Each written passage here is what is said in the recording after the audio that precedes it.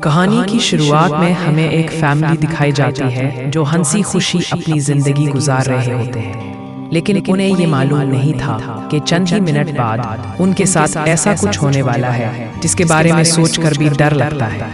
जब मियाँ बीवी आपस में बातचीत में मसरूफ थे, तब अचानक उन्हें बाहर से लोगों के चीखने चिल्लाने की आवाजें सुनाई देने लगती हैं। जब वो दोनों घर से बाहर निकले तो उन्होंने देखा कि बाहर लोगों के दरमियान शदीद हलचल मची हुई है। लोग अपने अपने घर छोड़कर भाग रहे थे, जैसे कोई बहुत बड़ा हादसा होने वाला हो। जेसन और बेथ ने देखा कि हमारे पड़ोसी भी घबराए हुए तेजी से अपना घर खाली कर रहे हैं। जेसन ने पड़ोसी से पूछा कि आखिर वजह क्या है, तुम लोग घर छोड़कर क्यों जा रहे हो?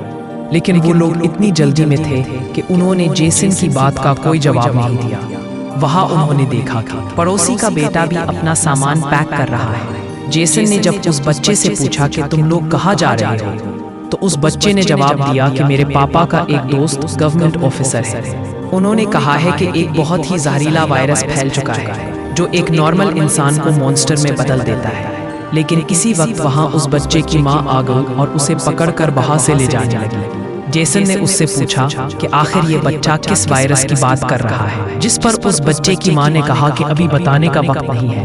अपनी वाइफ और बेटी को लो और इस शहर से जितना हो सके दूर निकल जाओ। ये सुनकर जेसन और बेथ बहुत ज्यादा घबरा गए। इसके बाद जेसन बगैर सोचे समझे अपनी फैमिली को गाड़ी में बिठाकर शहर से बाहर ले जाने लगता है। मगर रास्ते में उन्होंने देखा कि जो पड़ोसी भाग रहे थे वो वापस लौट के रहे हैं। ये देखकर उन्हें और भी अजीब लगने लगा। आगे जाकर ये लोग ट्रैफिक में फंस जाते हैं। जब जेसन और उसकी फैमिली गाड़ी से बाहर उतरे तो उन्होंने देखा कि शहर से बाहर निकलने वाला वाहिद रास्ता पुलिस ने बंद कर दिया है। आसमान में जगह जगह हेलीकॉप्टर पहरा देने लगे। लोगों को बताया जाने लगा कि शहर में एक जहरीला वायरस फैल गया है और तुम लोगों को जल्दी से घर वापस लौट जाना चाहिए। ये बात सुनकर जेसन को कुछ अजीब लगा कि जब शहर में वायरस फैल गया है तो लोगों को शहर से बाहर निकालने के बजाय उन्हें शहर के अंदर ही क्यों रहने को कहा जा रहा है। तभी अचानक पास के पहाड़ से एक बहुत बड़ा पत्थर उनकी कार पर आ गया। ये देखकर वो लोग बहुत ज्यादा घबरा गए। पहाड़ हिलने लगा। इसी वक्त उस पहाड़ के पीछे से 2 मिलिट्री के फाइटर जेट्स निकलकर शहर की तरफ बढ़ने लगे। वो दोनों फाइटर जेट्स पूरे शहर पर बमों की बारिश कर गए, जिससे पूरा शहर राख में तब्दील हो गया। जेसन की वाइफ बेथ को फौरन समझ आ गया कि अगर वो पुलिस की बात मानकर घर वापस लौट जाते तो उनका अंजाम बहुत बुरा होने वाला था। इसके बाद वो फाइटर जेट सड़क पर मौजूद लोगों की तरफ बढ़ने लगे। ये देखकर सब लोगों में हलचल मच गई। अब सबको समझ आ गया कि गवर्नमेंट उन्हें मारना चाहती है। सब अपनी जान बचाने के लिए इधर उधर भागने लगे।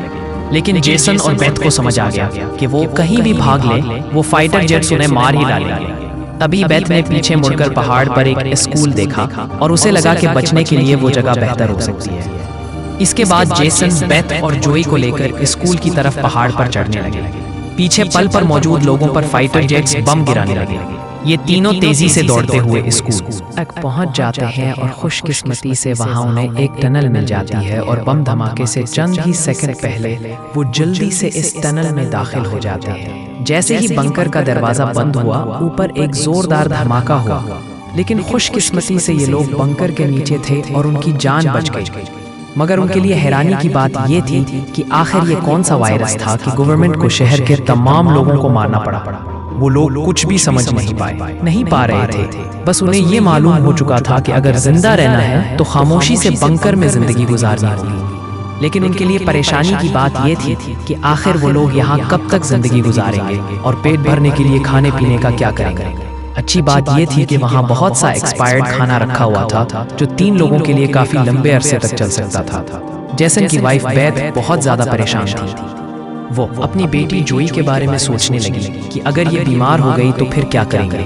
और बेथ का हाथ भी दरवाजा बंद करते वक्त लग गया था, जिसमें काफी गहरी चोट आई थी। वो दोनों इस बात को लेकर भी घबरा रहे थे कि कहीं इस जहरीले वायरस ने उनके जिस्म पर भी हमला ना कर दिया हो। मगर अभी ये सोचने का वक्त नहीं था। उन्हें अब इस बंकर को महफूज बनाना था ताकि ऊपर से कोई बंकर का दरवाजा ना खोल सके। जेसन ने लोहे की जंजीर से बंकर का दरवाजा मजबूती से बंद कर दिया और फैसला किया कि अब उन्हें यही छुपकर जिंदगी गुजारनी है। लेकिन जमीन के नीचे रहने की जिंदगी आसान नहीं थी। हर दिन एक जैसा, पीने के लिए कीचड़ से भरा हुआ पानी और खाली वक्त में वो ताश खेलते। बाहर की दुनिया से उनका निकम्मल राब्ता कट चुका था। कई दिन यहाँ रहने के बाद वो लोग इस बंकर में बहुत ज्यादा तंग आ चुके थे, लेकिन वो क्या करते, अगर ऊपर जाते तो उनकी जान नहीं बचती। इस जिंदगी ने जेसन के खानदान को जैसे दुनिया के खात्मे का एहसास दिला दिया था। जोई ने अपने पापा से पूछा, पापा हम यहाँ कब तक रहेंगे? जेसन के पास इस सवाल का कोई जवाब नहीं था। उसने अपनी बेटी से बस यही कहा कि जब बाहर वायरस खत्म हो जाएगा तब हम बाहर जाएंगे। वो अपनी बेटी की आंखों पर उंगलियां रखकर बाहर की दुनिया का तसव्वुर करवाता है। इस तरह दिन गुजरते गए और फिर महीने। उन्हें ये भी मालूम नहीं था कि बाहर निकलने के इंतजार में उन्हें उस बंकर में 300 से भी ज्यादा दिन गुजर चुके हैं। जोई अपनी माँ की बनाई हुई पेरिस्कोप से बाहर की दुनिया देखती है। बाहर चारों तरफ सिर्फ तबाही का मंजर नजर आ रहा था, जैसे पूरी दुनिया जलकर राख हो गई। वहाँ किसी भी इंसान का नामो निशान तक नहीं था। ये सब देखकर उस नन्ही बच्ची को लगने लगा कि शायद हम इस दुनिया के आखिरी बच्चे हुए लोग हैं। माँ ने उसे तसल्ली दी कि ऐसा मत सोचो, शायद तुम्हारे दोस्त भी हमारी तरह कहीं छुपे हुए हुए। अब रात हो चुकी थी और डिनर का वक्त आ गया था। उनके पास अब खाना भी कम बचा हुआ था, इसलिए वो तीनों थोड़ा सा खाना खाकर गुजारा कर रहे थे। लेकिन आज जोई की जिद पर उसे पूरा एक टीन लिया गया। जोई ने जब टिन का डब्बा खोला तो उसने देखा कि डब्बा अंदर से खाली है। डब्बे के पीछे एक छोटा सा सुराख था, शायद किसी चीज ने उसमें से खाना चुरा लिया था। बैत ने बाकी तमाम डब्बों की जांच की तो मालूम हुआ कि पूरे 12 डब्बे खाली थे। ये देखकर वो बहुत ज्यादा परेशान हो गए, क्योंकि ये तो उनके 2 हफ्तों का राशन था। बैत ने वेंटिलेशन जाली की तरफ देखा और अंदाजा लगाया कि शायद कोई चूहा अंदर आकर खाना ले गया है। बैत ने कहा कि अगर ये चूहा है तो उसे जल्द मारना होगा, वरना ये हमारा सारा खाना बर्बाद कर देगा। बेटी के उदास चेहरे को देखकर जेसन ने उसे तसल्ली दी कि छोटी छोटी बातों से परेशान मत हो। अगर खाना खत्म भी हो गया तो मैं ऊपर जाकर कुछ सामान ले आऊंगा। अगले दिन जब जोई अपनी माँ के साथ ब्लॉक से खेल रही थी तो पीछे से हल्की सी आवाज आई। जोई ने जब पीछे मुड़कर देखा तो एक चूहा फिर से टन फूड चराने आ गया था। उससे पहले कि वो चूहा भागता, जोई ने फौरन अपने वालिदैन को बुला लिया। आज उन्हें उस चूहे को हर हाल में मारना था। जेसन उससे में चाकू निकालकर उसे टकरे टकरे करने के लिए आगे बढ़ा, लेकिन वो छोटा सा चूहा बहुत तेज निकला। वो जेसन के वार से बचते हुए भाग निकला और टेबल पर रखी लालटेन भी गिरा दी। जैसे ही वो अपने बिल में घुसने वाला था, बैथ ने अचानक झपटा मारा और चूहे को मार दिया। वो सब चूहे को मारने की खुशी मना ही रहे थे कि दूसरी तरफ लालटेन के गिरने से आहिस्ता आहिस्ता आग फैलने लगी। जेसन दौड़कर लालटेन बंद करने लगा, लेकिन वो बहुत गर्म थी, जिससे जेसन का हाथ जल गया और शीशा टूटने से पूरे टेबल पर आग लग गई। बैथ ने पर्दा फाड़कर आग बुझाने की कोशिश की। जेसन ने नल से आधी बाल्टी पानी निकालकर आग पर डाल दिया। बड़ी मुश्किल से उन्होंने आग बुझा ली, लेकिन खतरा अभी टला नहीं था। आग से उठने वाला धुआं पूरे बंकर में भर गया और वो धुआं वेंटिलेशन जाली से ऊपर जाने लगा। ये देखकर वो सब घबरा गए, क्योंकि ये धुआं उनके ठिकाने को जाहिर कर रहा था। अब सब सांस रोके बैठे थे। जेसन ने कहा कि शायद रात का अंधेरा धुएं को छुपा ले और किसी को हमारे ठिकाने का पता न चले। वो तीनों डर के साए में पूरी रात जागते रहे।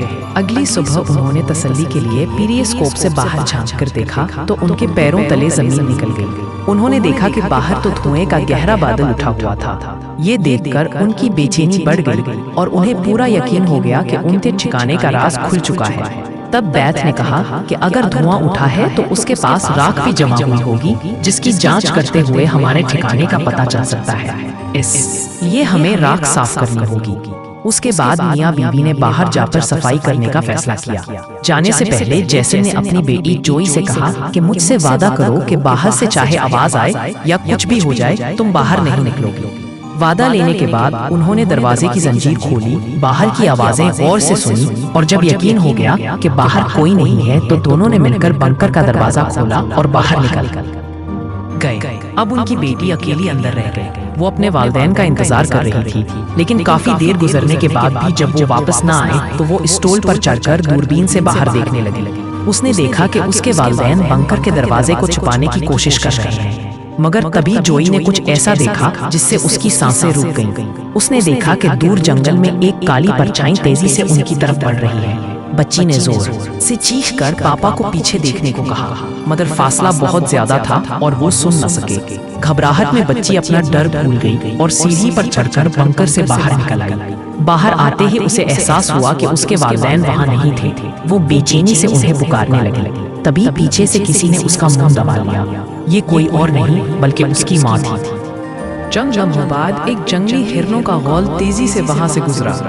वो तीनों बाल बाल बचे, मगर बेत का खौफ और बढ़ गया। इस तरह हिरनों का भागना किसी बड़े खतरे की निशानी था।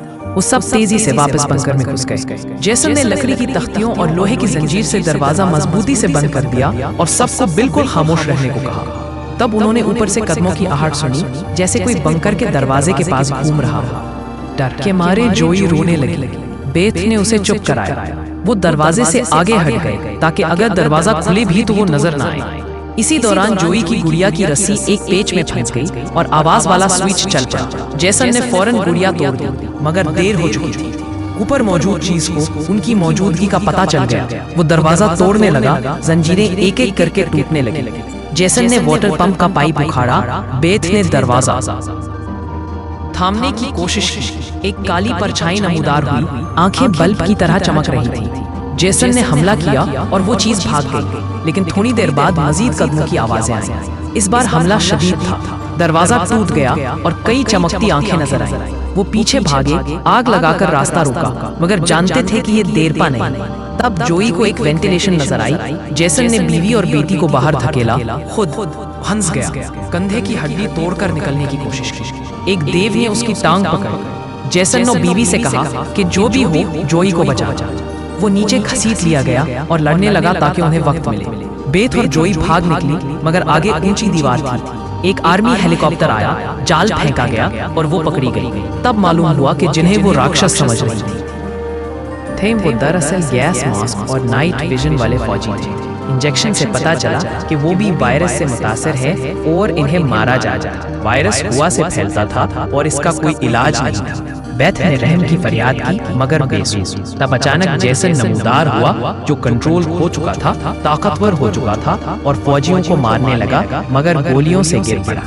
बेथ भी एक खौफनाक रूप में बदल गई। इसने बेटी को छुपाया और लड़ती रही। जोई भी गुस्से में बदलने लगी, मगर माँ ने उसे रोक लिया। जेसन ने बेटी के चेहरे को छूकर दम तोड़ दिया। आखिर में बेथ और जोई एक सुरंग से भाग निकले और वहाँ पड़ोसी का वही बच्चा मिला। वो इन्हें एक गार में ले गया जहाँ बहुत से मुतासरा लोग छुपे थे। वायरस जानलेवा नहीं था, असल खतरा खौफ और गुस्सा था। वो लोग खुद को काबू में रखना सीख चुके थे। वो फौजियों को राक्षस समझते थे, मगर असल में राक्षस वो खुद थे। इसी के साथ ये कहानी खत्म हो जाती है।